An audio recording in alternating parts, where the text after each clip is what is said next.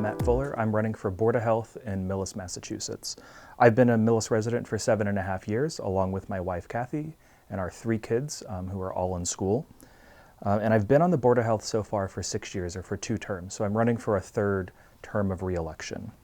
A little bit about me on the more professional side is I'm a trained scientist. I have a master's degree in public health. I have a PhD in virology. But in addition to that, I have a lot of work experience, including in environmental chemistry, food microbiology, QC laboratories, pharmaceutical chemistry, entomology, and then what I'm doing right now, which is gene therapy and drug development. So I currently work at a biotech leading a gene therapy research team of about 40 people. And the important part about that is what that allows me to do, this set of skills, is I can zoom really deeply into something and go onto the small, tiny details of it. Let's say about measles virus and how the vaccine was made in 1967 versus 2002. All the way to zooming out to the 50,000-foot view and getting an idea of how either policy might fit into a strategy or what's going on sort of around this state. And so it really allows me to look at all of the different levels that are needed to make decisions like this.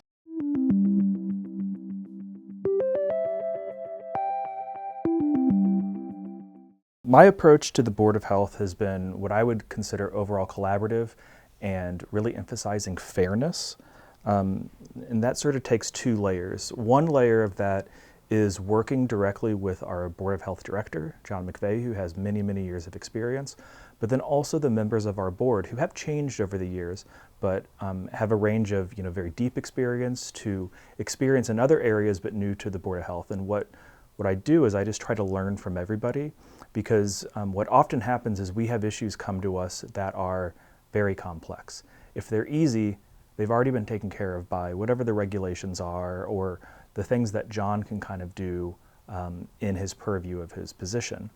And so it really takes a person that wants to continue learning to do well in this position. And so not only do I take that position with the other team members, but then also sort of trying to come to a consensus that is fair for everyone. And that's sort of the other part, which is what I've tried to do during my time is really extend this fairness to both the constituents of the community, but also the businesses of the community. And I'll give you sort of 2 examples, one on the sort of personal side and one on the business side. So first on the personal side was a year or 2 ago with the Glen Ellen Regency.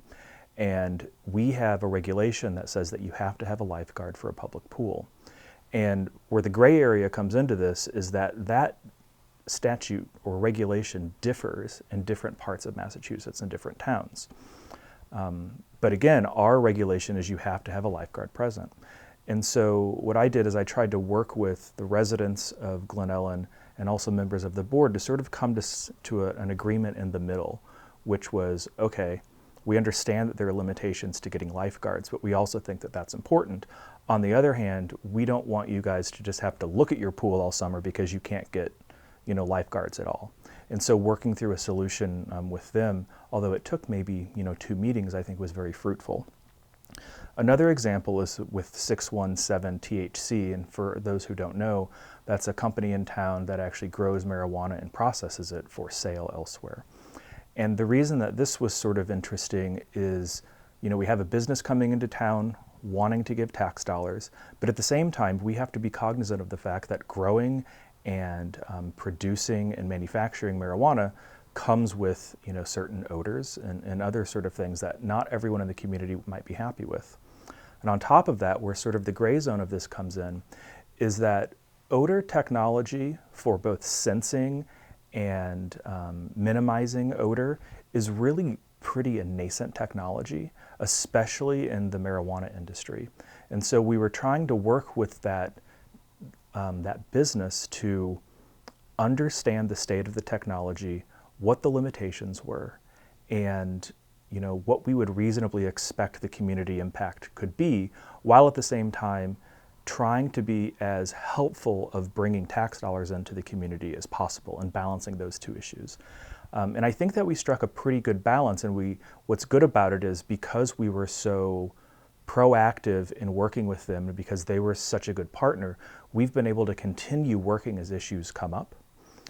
Rather than it being combative, it's much more of a collaboration.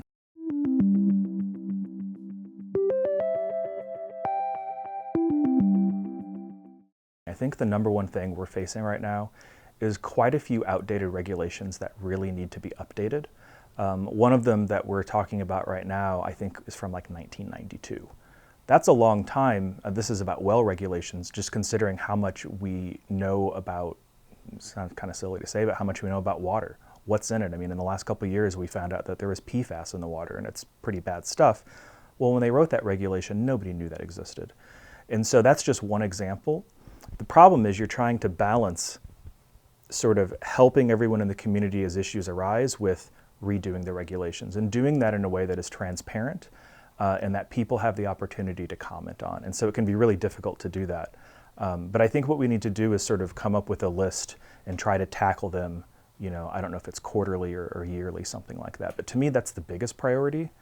I guess the other one is we belong to, I forget the name of it, but it's like a public health sort of group that allows us to leverage town resources around. And we're just now learning sort of what we can get of those shared services. And so I think understanding that will also be really helpful, because we're a small town, we have limited resources, we have one person that's Board of Health director. Everyone else is pretty much, and he has an administrator, we have a nurse, but then everyone else is volunteer basically. So being able to leverage these external resources will be really useful, but we have to kind of learn what we can do with them. And I think that's another priority. Maybe a little bit more for John, but he will need the input of the board to understand sort of what direction, you know, we want the town to go into. I would say one of the things that we really need to do is engage with the community more, and I'm not entirely sure how to do that, just to be completely honest with you, but I feel like we're at a time where science is not always trusted. But the thing is, I've said this a lot to the people I work with, the thing about science is it doesn't really care about your opinion. It's going to be a fact, right? Like, you can say the water is not hot, but if you touch it and it's hot, it's going to be hot. So, but what I think we need to do then is work with people to help them understand whatever the issue is, both in an accessible manner, but also for people that are interested in a more detailed manner. So I think that's going to be really important. And, you know, I think we as a nation tried to do that during COVID, but there was so much noise at the time that it was difficult to parse out what was true and what was not. And so my hope is that the Board of Health can serve as a reasonable source of truth that people feel that they can trust and go to with questions and get answers. I'm happy to talk to people via email is the easiest way to get me. My email is Matthew, MATTHEW.S.Fuller, Fuller, @gmail.com. I'm happy to talk about specific issues that you might be interested in. I'm also happy to, you know, answer scientific questions. One of the things that I do for my work, so I didn't really say this much, but I lead a gene therapy research team. We develop drugs for rare diseases. And one of the things about rare diseases is people don't know a lot about them, both the general community, but also the people studying them, because they're rare. And so one of the things that we like to do is interact with the patient community, the caregiver community, and help them understand the science behind what they're trying to accomplish. And I would say that I'd extend that to this community, although it will be a much wider topic. I'm happy to try to help either answer whatever questions I can scientifically, or maybe more importantly, send you to someone else that is an expert in that and they can help you. Because I know I don't have all the answers, but hopefully I can find someone for you that will have an answer.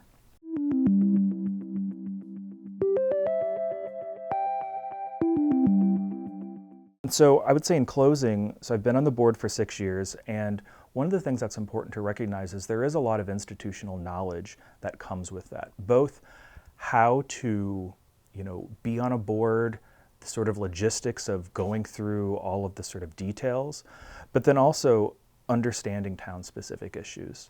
So when I moved here, I would have never in a million years guessed that we were a third wetland and beavers were a huge problem. But luckily, you know, some of the previous and current board members dug into that and came up with solutions that were both helpful to the beaver population, but also to our town population, really came up with a good solution sort of there in the middle. And I would argue that I'm sure it's like this on other boards, but especially for Board of Health, because the topics are so wide-ranging, it can be really useful to have that institutional knowledge there. And in fact, we still lean on Kathy Lannon, who was on the board for I think like 20-something years, when we don't know something, because she'll remember in 1988 this thing happened and that's what you need to know.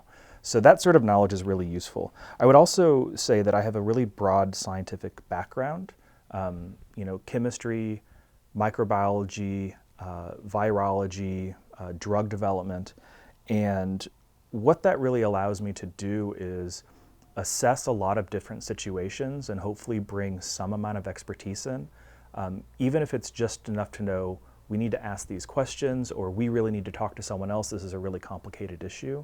But I do think that having that scientific depth is really useful to have on the town's Board of Health. I don't know if all towns have that, but I hope that they do. And I would also, kind of go back to what I talked about with fairness and collaboration, that it's important to me that we continue to bring fairness and collaboration to our decision making, and also as we update our regulations, that everyone's able to have a say in how that happens.